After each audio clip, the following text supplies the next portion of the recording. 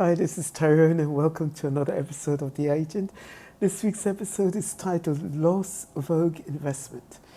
In life, we are all invested in something, some great, some small, and lost. Like a business, or in the case of an agent, putting one's heart and soul in a model, and just as her Vogue ship comes in, she decides to leave for another Vogue agency.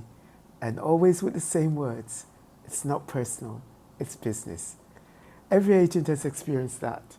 And they're right, it's not personal.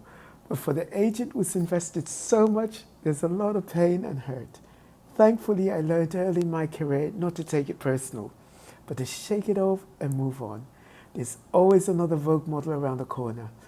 But what happens when you have to tell 150 models that they're being chopped from the agency? That's another story.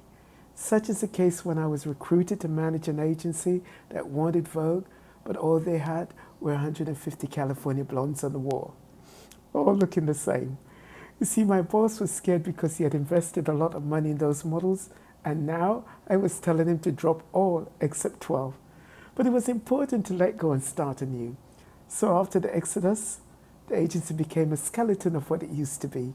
Immediately, I went to Paris and brought back a handful of models, all different from what he was used to having at the agency.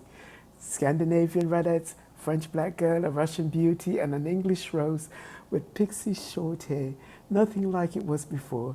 The investment, however, paid off. Within 3 months, we had our first cover of Vogue, and it was with a beautiful redhead, not a California blonde.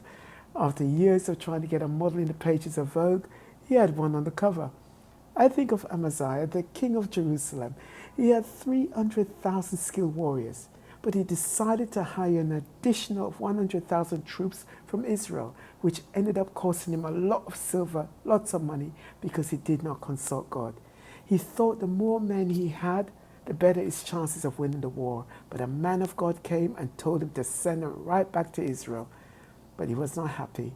He would lose all the money, all the silver that he had paid for their services. But the man of God told him, the Lord can give you much more than that. So he obeyed and won the battle. What have you invested in that's draining you mentally, financially, emotionally? It's never too late to let go and walk away. You see, my boss ended up gaining more after letting go of those 150 blondes. If he had held on, he would not have seen the windows of Vogue, much less its pages and covers. Trust the greatest agent ever lived, Christ Almighty. Shabbat Shalom. God bless you. Bye-bye.